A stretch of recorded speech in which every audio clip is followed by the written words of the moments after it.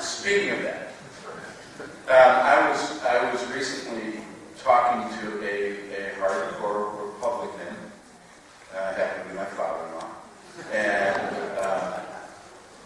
I was telling him what we're working on, and he's a bright guy, and I'm really trying to explain it to him, and he's not going there, and I'm talking about all the stuff that we've been learning about here in the past few years, and finally he just looks at me, and he goes, "That is bull crap." And I said, "Exactly.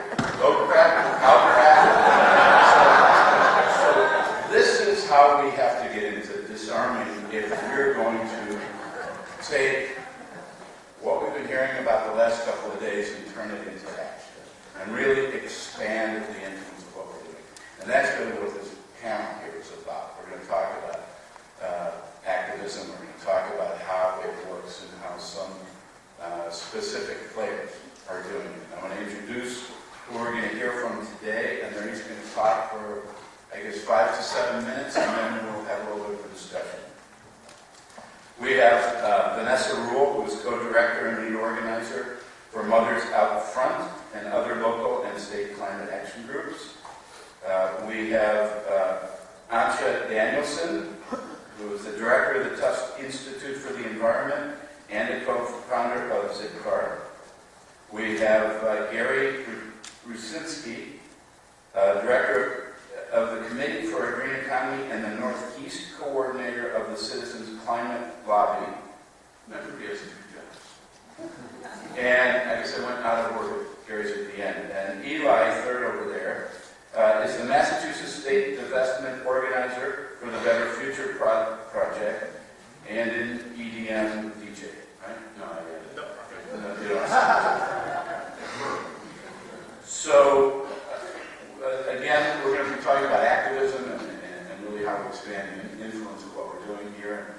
I'm going to ask Vanessa to kick it off. Yeah? Yeah. Hi, everybody. How many of you are scientists? Can you raise your hand? And how many of you are activists?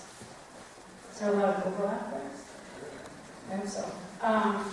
So my name is Vanessa Rule. I'm the co-director and the organizer of Mothers Up Front. I also co-founded Better Future Project in 350, Massachusetts. And I've been doing climate work since 2006, when I started New Truth. So I'm going to tell you a little bit about myself first. I grew up in France in a family of activists. And my mother lived in Paris, my grandmother in Brittany, which is on the coast in the countryside. And I really spent a lot of time in both places. One in an incredibly dense area, full of social capital. And then when I was with my grandmother, she would just put me outside in the morning and say, "Don't come back till dinner." And I would just go out there and play all day. So I've always loved both environments, and I've tried to figure out how to reconcile those things. And I feel like where we are today, this personal story of mine is sort of what humanity is facing in some ways, right? That we're trying to figure out how we as human beings and the societies we've built, we connect with these larger systems. In my early 20s, I wanted to be a social worker because I felt the pain of the world.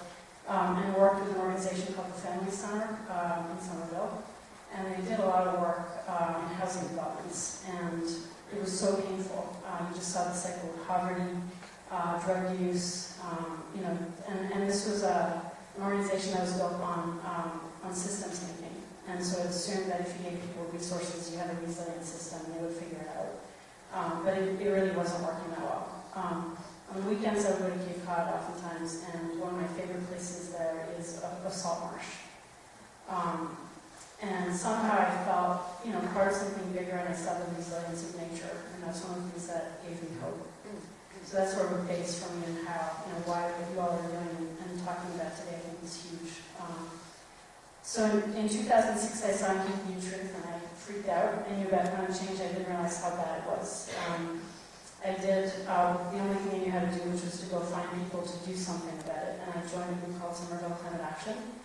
And for about 5 years, we did a lot of work in the community, doing energy efficiency, encouraging people to conserve, to put up renewables.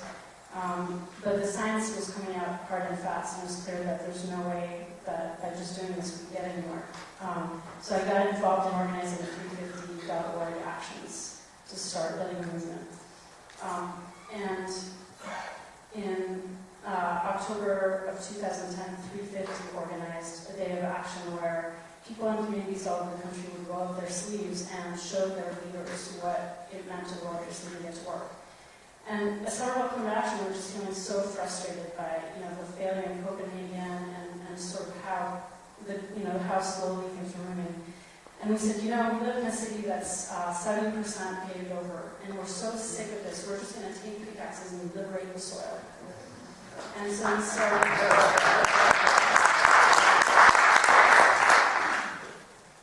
for our day of action, we depaved 2 backyards that both now have chickens and bees and fruit trees. And so that was a pretty unique thing. And one of the things I've been asked today is to talk about what I've learned over the years. And I think one of the things we did really well was we followed a lot of ecological rules in many ways.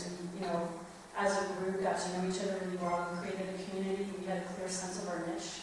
And we worked together and we created connections across the community. So it was really about reconnection. Again, not fast enough. So in 2009, I found myself in the middle of the night on Boston Common, waiting for a citation from the police department, standing with Bill McKinnon and Jim Hansen and 150 students who had were protesting having to sleep in dorms powered by dirty energy and have pitched tents to protest that. And in the morning they walk into the State House and all of their state reps to say we need Massachusetts to meet all of its electricity needs with renewable energy by 2020. The grown-ups, by the way, thought we were insane. I mean, there were a few grown-ups there. But it was all students. So I was introduced to movement building through that. And got to see what you can do, and for a short period of time, these students, had managed in 3 months to get 150 students to sleep out every single night for 7 weeks. And once a week at Boston Common, and to learn how to lobby their reps. And they managed to get their bill introduced, and I'm not going to get into what else they did, but they were successful. So anyways, I lost my connection to nature in doing that work because I've been building now with Mothers Out Front. We're focused on making Massachusetts the first state in the country to meet all of its new energy needs with clean renewable energy and build no more fossil fuel infrastructure. But I've had a really hard time reconciling the work that I did with some of climate action and depaving and sort of where my heart is in many ways with the climate movement. Because the climate movement is really steeped in anthropocentric solutions. And so I think one of the reasons I was asked to come here today was to say, how do you bridge those 2 things? And I think it is the way we did with some of climate action. It's about building relationships. It's about really understanding the people you're working with. So it's not about pushing your answer on other people. It's about getting to know them. And having a conversation. It's about building community. It's not about just sharing facts. It's about telling stories. And it's about dreaming big, right? And getting a lot more people involved. So that's what I can say.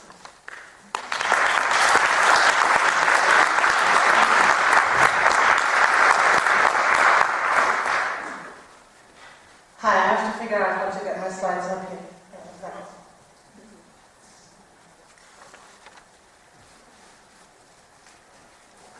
While this is happening, I can say a few things. The first thing that I want to say is that it's really hard to speak after all the speakers from this morning, and I just heard so many things that I would like to say, and maybe I'm repeating those.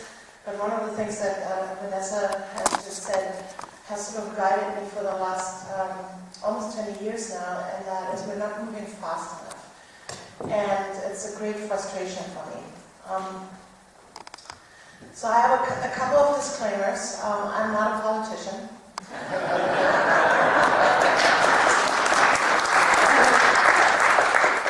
I'm also a backyard gardener, not quite yet a carbon farmer, I think, and I don't throw my dandelions out. This is a picture of my backyard in 2013, and actually last year, 2014, that entire area was covered in in dandelions, and a few months later it looks like this. Pretty untidy, but I got a feeling that that's quite common amongst us fathers. The third thing that I would like to shoot ahead is that I'm also a scientist. And as a scientist, I think I have a very distinct way of thinking. I really often need proof to move forward on a certain path. And I want to say this ahead of time because I think everything that was said here in the last 2 days is incredibly important. And in my remarks, I don't want to give you the impression that I at all want to say that you shouldn't do these things. You should absolutely do everything that has been said here in the last 2 days. However, as a scientist, I think in a certain way.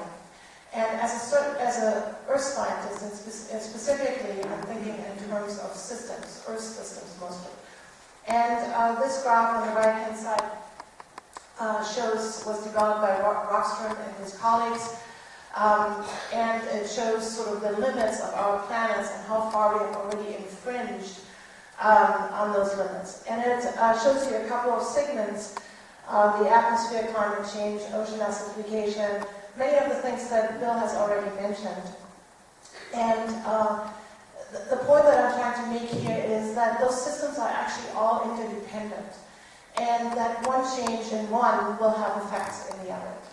And when I think about those systems, I think of them as support systems for human well-being. And I call them the level 1 support. The natural systems are our level 1 support.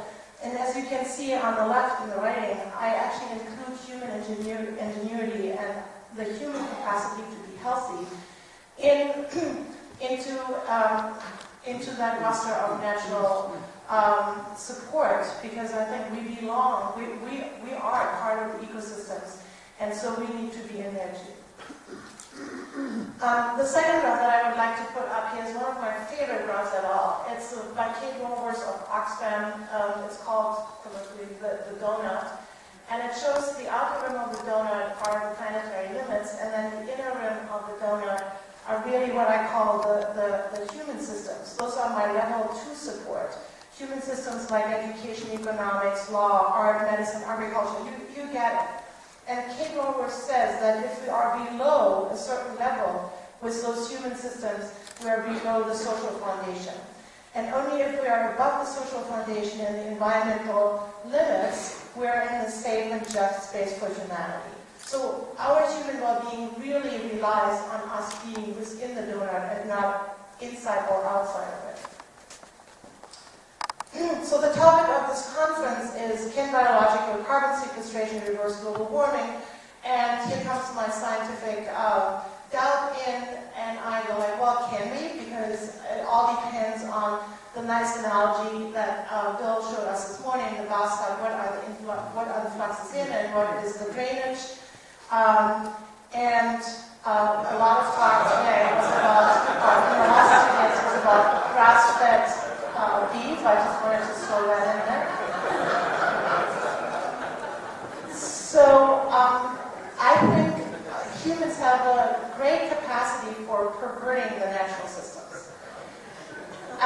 So here's the bathtub analysis. Can biological carbon sequestration reverse global warming? Before humans, Earth was regulating itself. So before the Anthropocene, Earth was regulating itself and keeping our atmospheric concentrations of those gases quite nicely and balanced.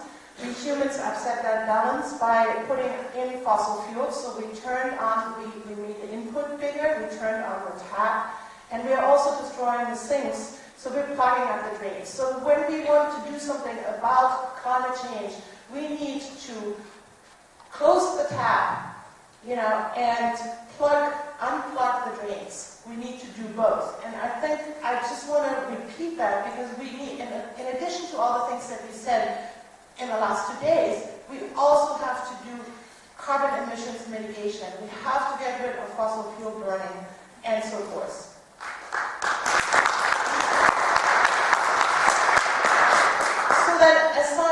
again, I have the question, well, what are our emissions and how does that compare to the capacity or the potential of bio systems to sequester, and then on what timescales can we do this? And just by surveying the literature in the last few days, this is mostly EPA, IPCC numbers, so the global input seems to be in the order of 12.5 gigatons per year, but if that's wrong, that's just what I was gleaning from the literature. And then again, and the biosequestration potential, as it is cited in the literature, is around 3 gigatons per year. And so clearly we have an input problem. And again, we need to deal with our input before we can get too optimistic about drawing out the CO2, drawing out CO2 through biological systems. Bill talked about this, maybe I don't have to talk about it too much, but what I wanted to show you, this is the Sakharov wedges game, and up here, those two wedges are the biological systems that we'll be talking about.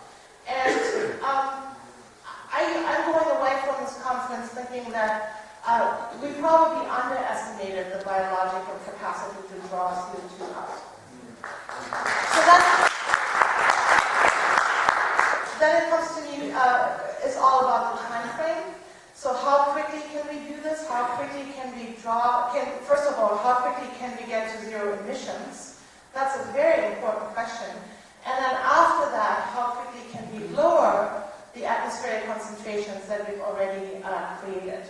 And I'm not really 100% sure on this topic because that really depends on our actions, right? It depends on our activism, on how much we can mobilize our fellow humans and how quickly we can change systems. So that brings me to my last point, because as an entrepreneur, so I'm both a scientist and an entrepreneur. As an entrepreneur, these are really the hallmarks of how you get the biggest bang for your buck. We thought a lot about this when we started Zipcar. We started off thinking, oh, car sharing is a nice thing. And then we were going, well, but how can we really make a difference through car sharing? And the answer to that was, well, we have to ramp this company up as quickly as possible, so as many people as possible do car sharing and reduce carbon emissions by sharing their cars and driving less. And only if this becomes a really, really, really large company, we're creating an impact here. So the hallmarks for big impact to me are have market value. So create some kind of economic value that grabs people's attention. Don't forget the community value. And I think Precious really pointed that out, that you cannot change people's behavior if they don't get anything out of it. So the community value is really, really important. Make sure that you don't talk about the first two only, but that you have resource conservation in mind. And then the third point is build it up to scale. Make sure that whatever you do is scalable and build it up to scale as quickly as possible, and that gives you high impact. Thanks.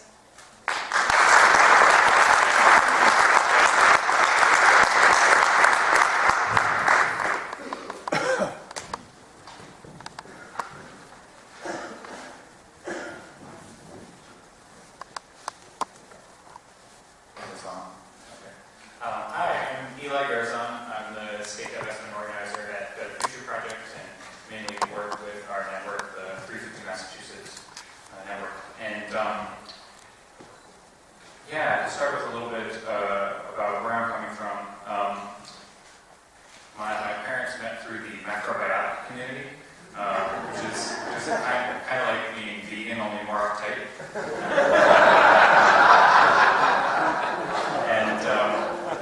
And their view was really that this is how we're going to change the world. And I guess I realized that wasn't necessarily totally the case. It's had a positive impact, but that was sort of their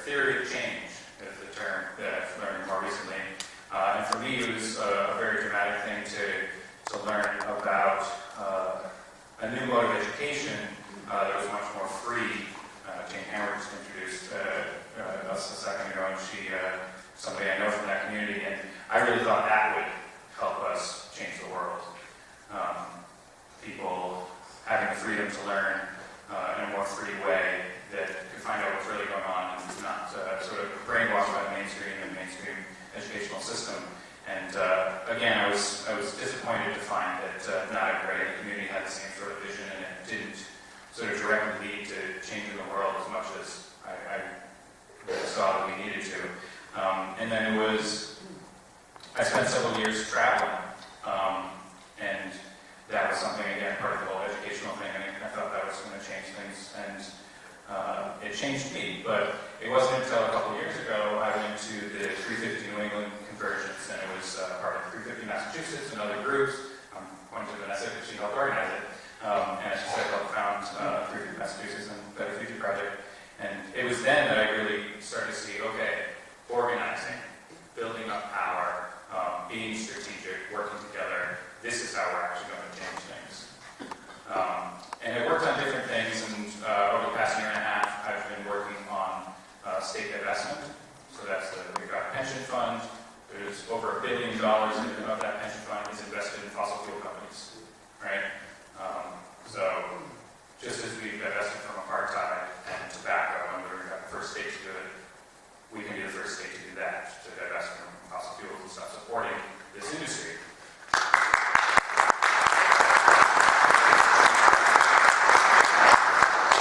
And there's been amazing progress with that campaign, and I've really seen the movement growing. And the way I frame it, and it's not sort of the main party line about divestment, but the way I frame it is that we're addicted to fossil fuels, right? We kind of throw that out. I think I've heard other people saying, but I really want to go into that metaphor a little more deeply. And what I mean is, we can't stop ourselves, right? And when you're addicted to something, what's the first step? Admitting you have a problem. Exactly. Own the problem. That's what divestment is to me, right? And so when we talk about sort of the mainstream climate movement, and we talk about soil restoration, I do honestly think one of the main obstacles is just not being willing to really look at how serious this problem is. So I consider that is what divestment's contribution is. That if we truly admit that there's a serious problem here, then the things will fall into place. There'll be real challenges along the way, but that's our main obstacle. So that's why I'm really excited to be working on it.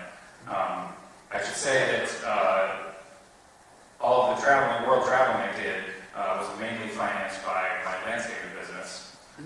So I have some experience with this sort of thing, and like Vanessa was talking about, I really do feel the need to get my hands dirty and actually be working with soil and with plants and with life. And so that's part of what I love so much about soil restoration. Another big part is that I really see what's exciting about soil restoration is there's a lot of scientists and there's a lot of local people doing the work on the ground, as Antje and Precious talked about, and empowering people in a way that a lot of this sort of more wonky climate stuff or even science stuff, it can often be sort of ivory towers and state house visits and stuff. And so I think that we need to do that both for our personal soul. That's the way I would look at it. And also because we need to make sure that this change that we're creating, this movement that I'm talking about, that it's not dominated by white people, it's not dominated by patriarchy, it's not dominated by colonialism, it's not dominated by capitalism.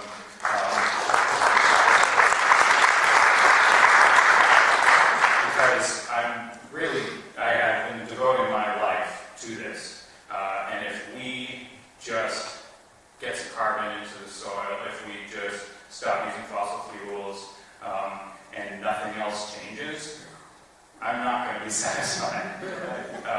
And also, in addition, I think that we can't actually do the type of massive change that we want to do if it's just going to be dominated by the things that have been dominating our society so far.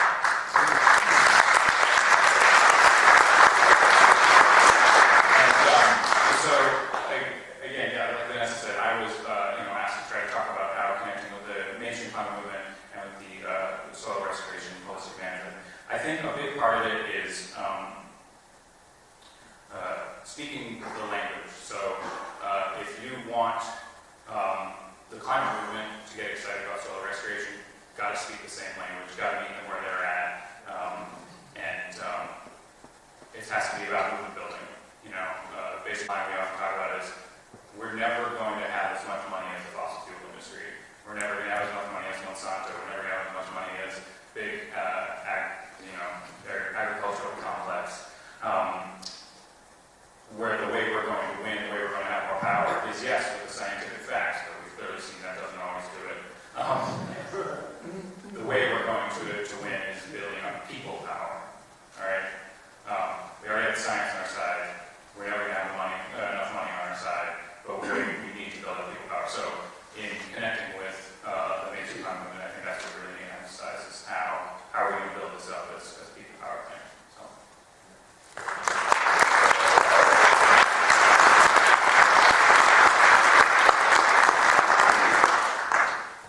Hi everybody. Thanks for hanging around this morning. First thing I want to say is, I don't know if many of my friends know this, but I have a big fear of public speaking.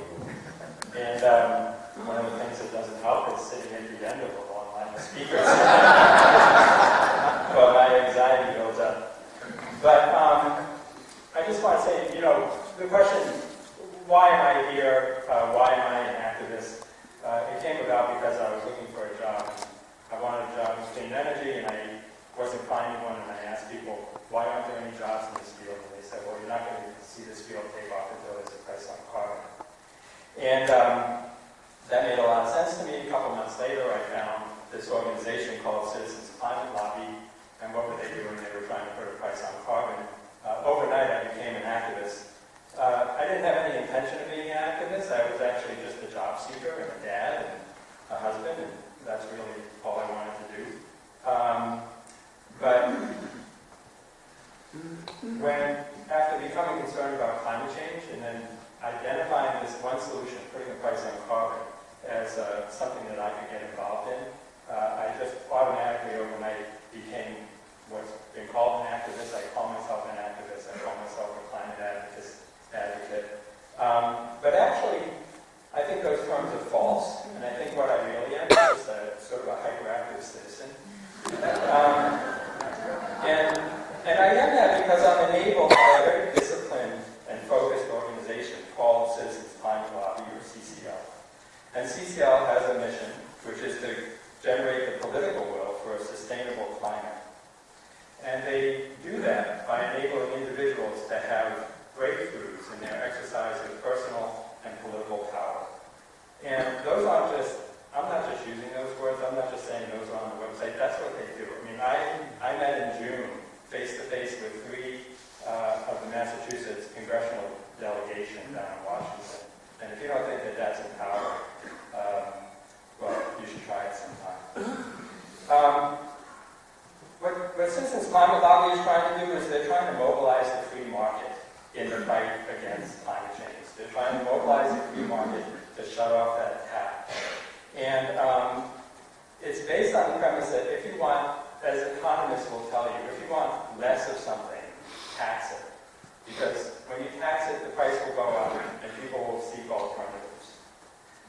So Citizens Climate Lobby, I said they're focused on a single policy solution right now. It's called carbon fee and dividend. We would put a gradually increasing fee on carbon at the source, and we would return 100% of proceeds to households on a flat basis. The fee would go up year after year until the tap reaches sustainable levels. And returning the proceeds to all households protects households against rising costs of energy while we go through this transformation to a clean energy economy motivated by the increase in fossil fuel, the increase in energy prices, which of course motivates a lot of entrepreneurship and investment in conservation, and efficiency. So the price signal discourages the use of fossil fuels, and it also promotes the development and adoption of what we want, which is conservation, efficiency, and renewables. So because of my background, and I've been doing this now for 4 years, I see the challenge of promoting healthy soils through these kinds of economic and legislative lenses. Okay, so there's the economic part, which is putting the price on carbon, and the legislative part, which is becoming a hyperactive citizen and going down to Washington and lobbying your representatives face to face. And so as I've been thinking about the problem of how do you move this movement from this auditorium out into the world and actually have an impact. And again, I would come back to, if you want less of something, tax it. Well, we know that inputs degrade soils. And so what I was thinking about was, well, we could take a lesson from carbon fee and dividend. We could tax the inputs. If we tax the inputs, fertilizer, herbicides, insecticides, that's going to drive the cost of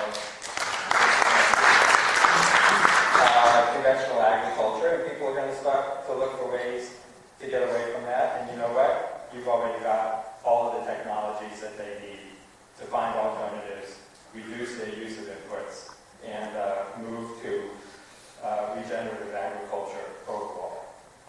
And so, so I'm going to coin a new phrase here. It's called input fee and dividend. You put a gradually increasing fee on fertilizer, herbicides, insecticides. Maybe people know of other detrimental practices, products, services that are being used by big ag. And there'll be a question about what you do with the money. Personally, I return to the household so that they can afford the food that they need to buy during this transition to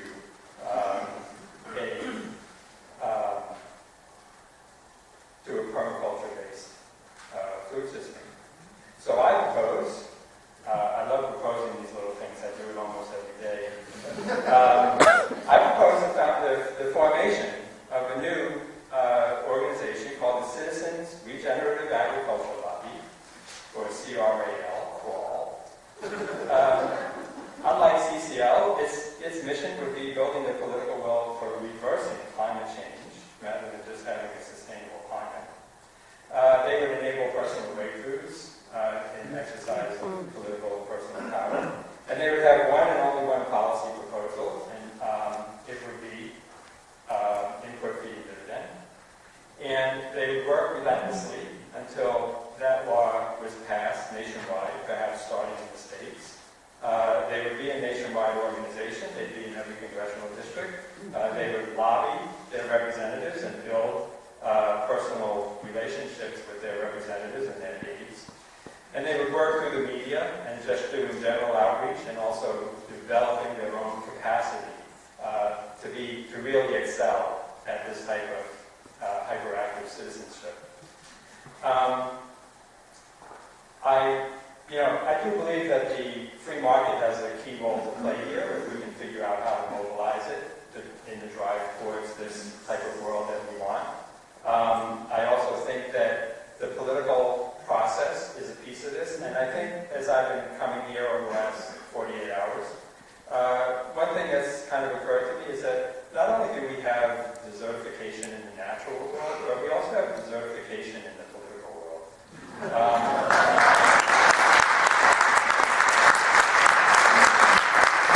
We have inputs like money, which is distorting everything. We know that the extremes are dominating in the parties. In some cases, I feel more in one than the other. And the middle has become desertified. And everybody's alienated. Everybody feels powerless as individuals. But I think that this political desertification is reversible. I think that using the model of Citizens Climate Lobby and the way that they empower individuals is one way of doing that. And so, just in closing, I encourage you to trust in the potential of the free market to produce solutions. It's done it before. I don't have my cell phone handy, but I usually at this point say, this is the most elegant device on the face of the planet, and if the government had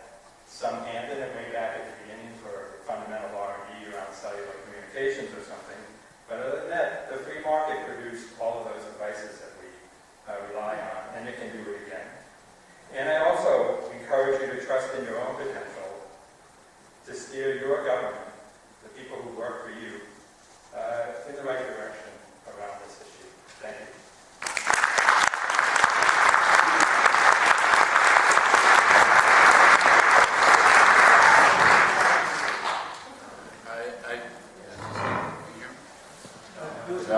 Okay, there we go. Okay.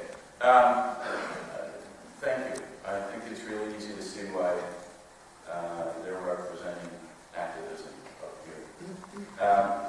One of the phrases that we hear a lot is we have to stop preaching to the choir. And I want to challenge that for you into a question. I think it's the right words. I think it's the wrong emphasis. I think we have to stop preaching to the choir. I think we have to activate the choir. And I think if you look at even the environmental movement, 75% of the choir does a good thing. You know, maybe they throw a newspaper in a recycling bin, maybe they sign a petition online and forward it. That's a slacktivist, not an activist. And if we can start activating the choir who's already there, that's going to give us more of that momentum that we talked about a lot this year. And I want to talk about this and how you guys think we get there. And I want to start by telling my own recent experience at trying to activate the choir. I was in a room of people in Los Angeles, and they're the choir. They're big in virals. And I was telling them about the subject of this conference and really the science and what's going on and how it truly can solve a whole lot of our problems. And they were getting it, and they thought it was really cool at one point because I can get a little passionate. I said, guys, we're talking about curing cancer here. And they all went, whoa, we can't talk like that. We got to get rid of the hyperbole. and I backed off very quickly because I know I can get to that, turn to 11 very quickly. So I backed off and then calmed down and talked about it. And after I got home, I went online and just for the heck of it, I went to the World Health Organization, I went to the UN, and I asked how many people each year globally are diagnosed with cancer. The number is 14 million.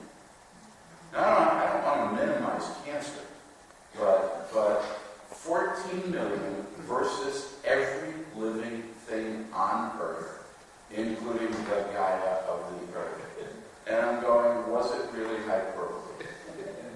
But the learning for me was, in preaching to the choir, if you will, was that we have to really figure out where is that balance, where is that level that gets them excited, gets them off their butt to do something, but gives them the tools and the belief that they think that they can take forward and talk to the next person and the next person. So I'd love to hear you guys talk about where do you find that sweet spot in a message when you're talking to people.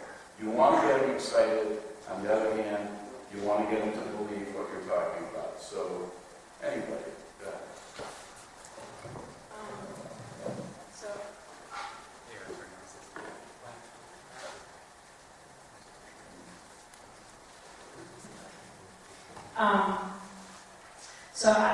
The last 21 months I've been working beyond people beyond the choir with mothers.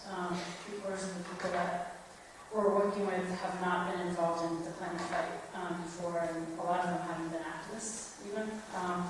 But one of the things we've learned about how you move people who really don't want to move is that first of all you need to meet them where they are, and so you need to create a really culturally sensitive context. So a lot of our moms wouldn't come to 350 Massachusetts meeting because they just don't identify. So we go to their homes, we have house parties, they invite their friends, they work with their networks. And then you create a sense of urgency and hope.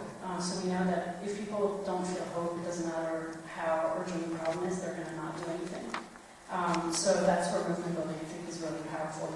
You share the science, you talk about make us 3 numbers of, how much the cost of industry is planning to burn, what's our carbon budget, and what we need to do to reconcile the two. And then you give them the solution, you give them a chance to get involved, and you build a campaign, and you do grassroots organizing and say, go do this. And it's been really effective. I mean, we've engaged over 1,500 mothers.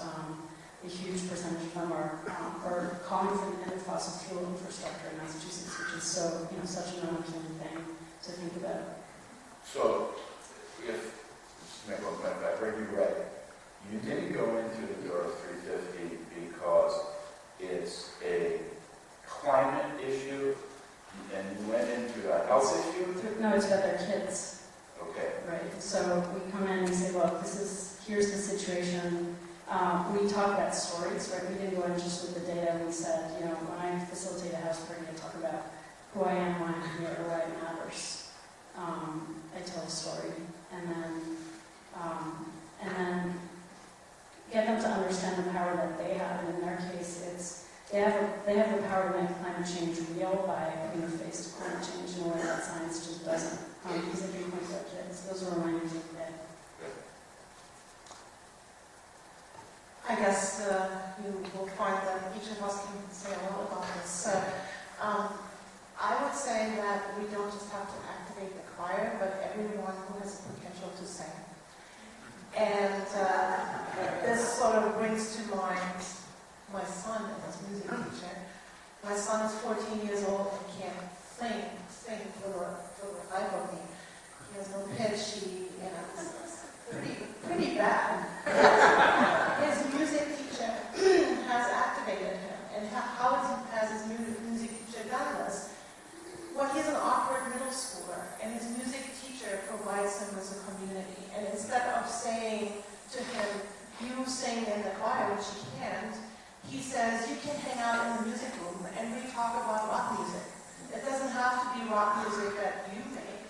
And when we have a production, you will be the stage manager and so forth. So I think transferring that to a global movement is getting back to what Precious said. You have to meet people where they are and meet their needs. You need to know what people need. And if they need better transportation, then you need to provide better transportation. If they need a community, you need to provide a community. If they need food because they're hungry, then you need to provide food, and you need to show that they won't have that if they don't believe in climate change and if they don't contribute to this. Yeah, I just wanted to say briefly, I think a big part of it is, especially if you're talking about reaching out to other groups that are already activated on other issues, the best way to motivate them to get active on your issue is to get active on their issue. Show up to their rallies, show that you care about what they're working on, and like we keep saying, meet them where they are and find the common values there. Yeah, I agree. Meet them where they are and give them a very positive message. And also, don't necessarily talk about what things might be like 100 years from now and how good they'll be, but actually how they can begin to see improvement even within a year, 2, 3, that connects with their lives. Good. The dancing time. Okay. In the 5 minutes we have left, I'm going to ask each one of you a specific question. Starting with when we talk about activism up here, which is all related to the environmental world, you are a tremendous activist in the business world. As co-founder of Zipcar, you created a disruptive company that has the potential to really stimulate the shared economy, which there's some status quo folks that are probably not really thrilled with you right now. I would love it if you could talk a little bit about what you've learned about being an activist against big powers that be in the business world. Wow, I've learned a lot. Well, the first thing that I've learned is that investment investors don't believe in you unless you have a proven track record. So it took us a very long time to find the right investors. Well, when I say, we built this company really fast. So when I say it took us a long time, it took us about a year. But we were 2 women.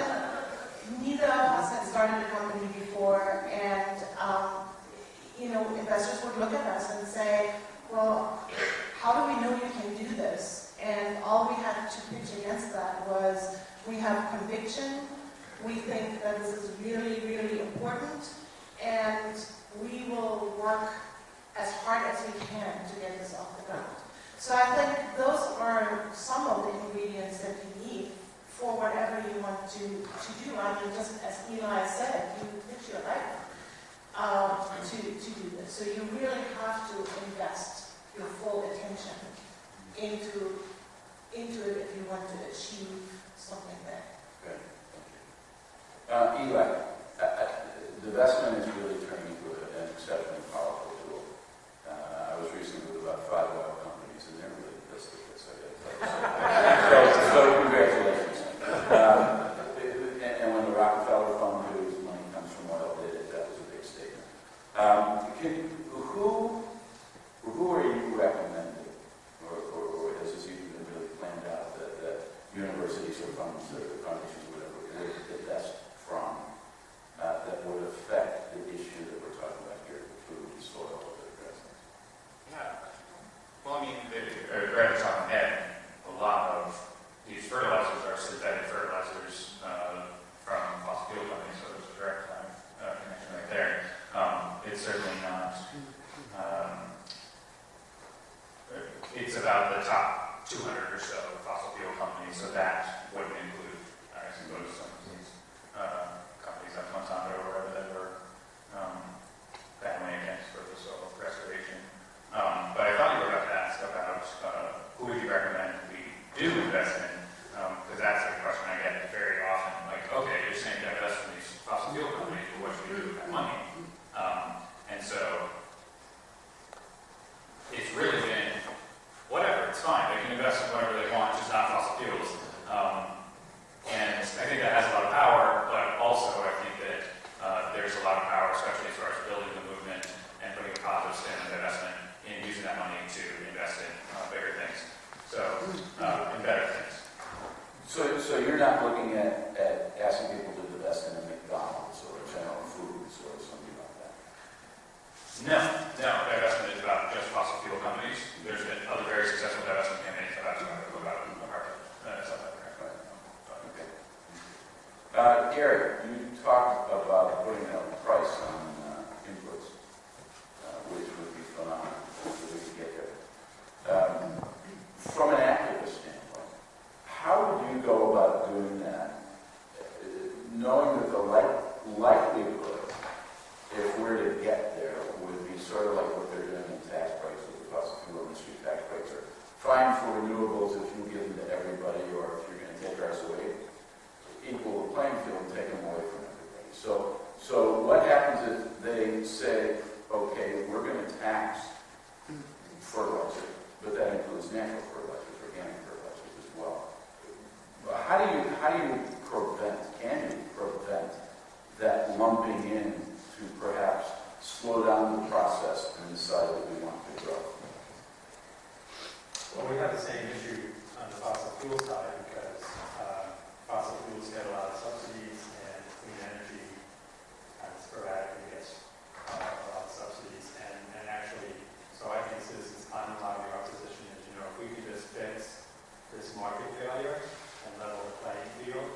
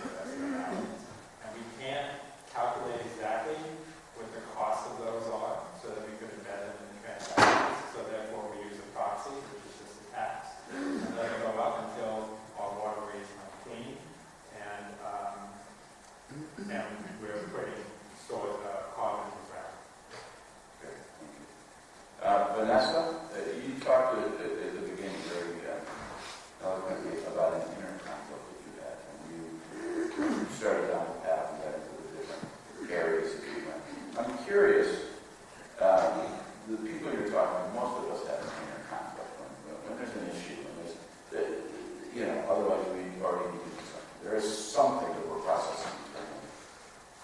How do you, when you talk to the moms or you talk to groups, how do you go about helping them identify, overcome, overtly or covertly, a conflict they may be having internally? Move them into action and get them working with other people. I mean, I think one of the things, going back to what Eli said about we need to build people power, and we need to build a really powerful grassroots movement. I'm not an activist, I'm an organizer. It's about engaging with others to understand that collectively we can do things that we can't do alone. And when we start engaging together, just like ecosystems, you go through a process of transformation and you move up that what people call the ladder of engagement. So it's really through interaction and interconnection. And I think, going back to how you connect biodiversity and this to the traditional climate solutions that are being put forth right now is we need to get people just building relationships with each other and talking to each other and learning from each other. Community. Okay. Last comment, I just want to say everybody in this room is an activist. So it's not us up here. It's by showing up here today, by doing the work we do in the lab, in the farm, in the legal reports, whatever it is, it really doesn't matter. And I just want to thank everybody here and everybody here. And